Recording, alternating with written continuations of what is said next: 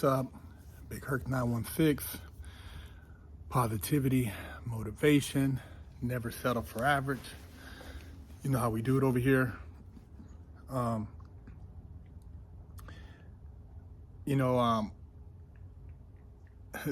hip hop culture, they have a way of glorifying black men's exploits and celebrating a negative rather than the reflection on that negative. And I guess for some, having a bunch of money, making a bunch of money at the time, and then going to sit down and doing decades for that money, and then getting out and bragging about how you made the money is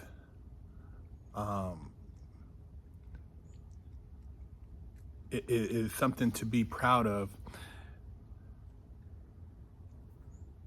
You make the money, but to get out and not talk about the time you did for the money you made and the actions behind it, I think is a travesty, because you're not telling these people out here who are looking up to whatever your street cred, the truth.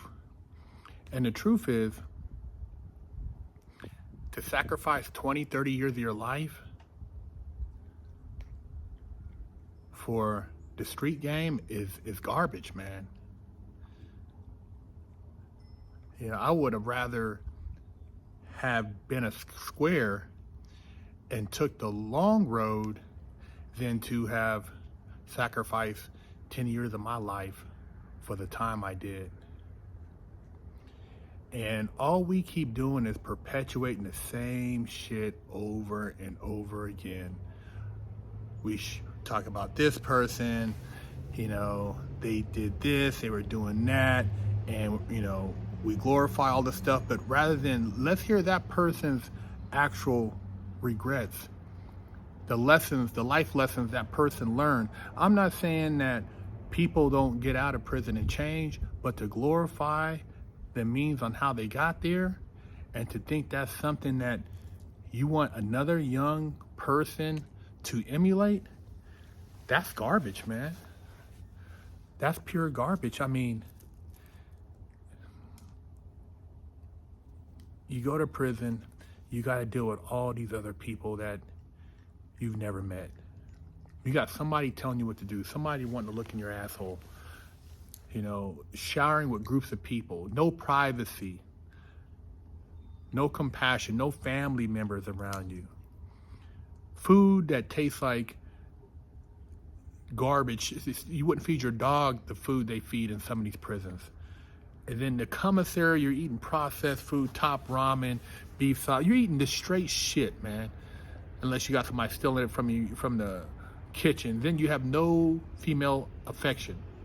No women. You're not touching on women. You're not hugging on women. You might get a visit, but you ain't hitting no cheeks. And then anything you're doing, everybody's watching you. And if you were shining on the street, dudes are hating on you. They're trying to find a way to knock you down because they've been down. See, it's a cycle. They've been down 10, 15. They see you come in and hear about you. They don't want to hear that. Or some of these dudes is jealous because you maybe made X amount of dollars on the street, and a lot of guys want to hear your story. And it's just the same shit. It's nothing. It's not a time of like, wow, let me change. And not to say that people don't go in there and change. A lot of them do. But on the streets, everybody's like, oh man, how much were you pushing? How many people did you rob? And oh dude, did you whoop this dude, knock this dude out, this and that. I mean, you do what you got to do for survival, but we glorify the dumbest shit, man. The hip hop culture glorifies the dumbest shit.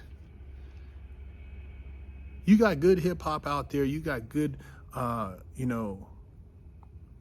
black culture. But I always, in my platform, Fresh Out, I always try to take away the life lesson from that. Like, how could you have maybe changed somebody's life for a positive rather than promoted a negative? You know, yeah, it was fun getting money, it was fun doing this, but really was the fun, could it have been redirected? You know, I know a lot of guys that made a lot of money and they said, dude, I don't regret making the money, but if I would have been able to turn that into something else. And the thing is, I'm not even knocking the dudes getting the money, because this country is built on drug dealers. Cecil Rhodes, all the guys who bootlegged, you know, if you read the book Dope Incorporated, you know, Coca-Cola's original formula had cocaine in it. There's these companies who were literally the biggest importers of cocaine out of Denmark, and they were importing coke and moving it, and then, you know, eventually it got distributed into the streets. But Dope Incorporated, check out the book. I can't recite everything in it. I read it a long time ago, but it's basically the drug game at a global scale. But the people who are involved in it, they hurry up and get their bread and they branch it off into legitimate means. But in the black community, we continue to circulate it and brag about it, and got these youngsters thinking they can do that. And it's like, it's not gonna happen. You're gonna maybe have a 2-year run, or maybe a 3, 4, 5-year run, but in that run, somebody in there is working for the feds.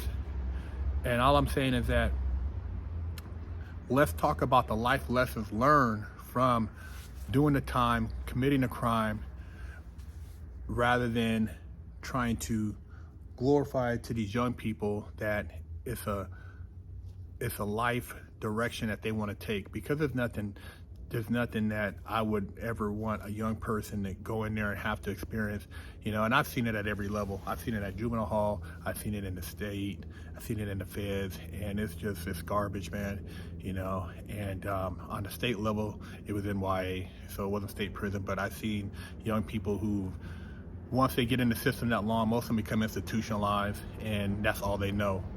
So I think there's a better way for us to educate our people with the OGs getting out. You know, you're an OG getting out, holler at me. Let's come on fresh out. Let's expose the game, man.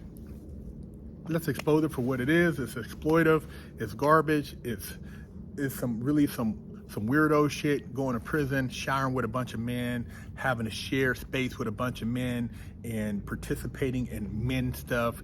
It's just garbage, man. You know what I mean? It's so much more you can do if we got these OGs to share and educate, so that these youngsters, before they take that wrong path, we can redirect them and help them do something better with their lives. Because, you know, trying to make sensationalize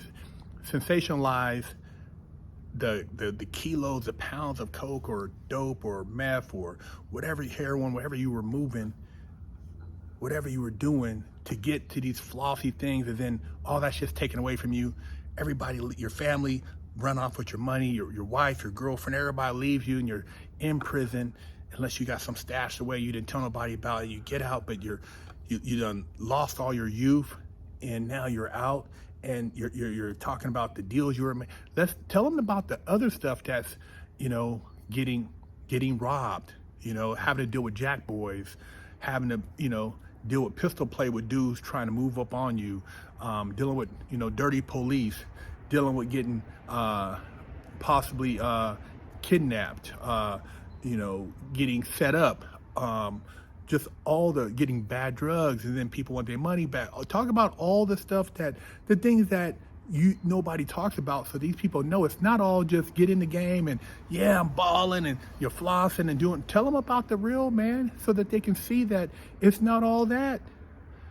Tell these young people about the real. Don't lie to them, man. Quit telling them about all the glorifying stuff. Tell them about the other stuff, the dirty stuff, the stuff that, you know, the homie who got killed, this dude who got caught up, this dude who got, you know, disappeared, this person who got locked up and then he told on 20 people, this person over here who got locked up and then they got raped, or this person over here who got killed in prison because he snitched. Tell them about the real, man. Let's tell these kids about the real. Stop glorifying the bullshit. I'm just saying, man. To pick up a limited edition GTA poster signed by me for $10, or With your purchase of a Wig Splitter Porsche t-shirt, I'll throw in a free poster, signed.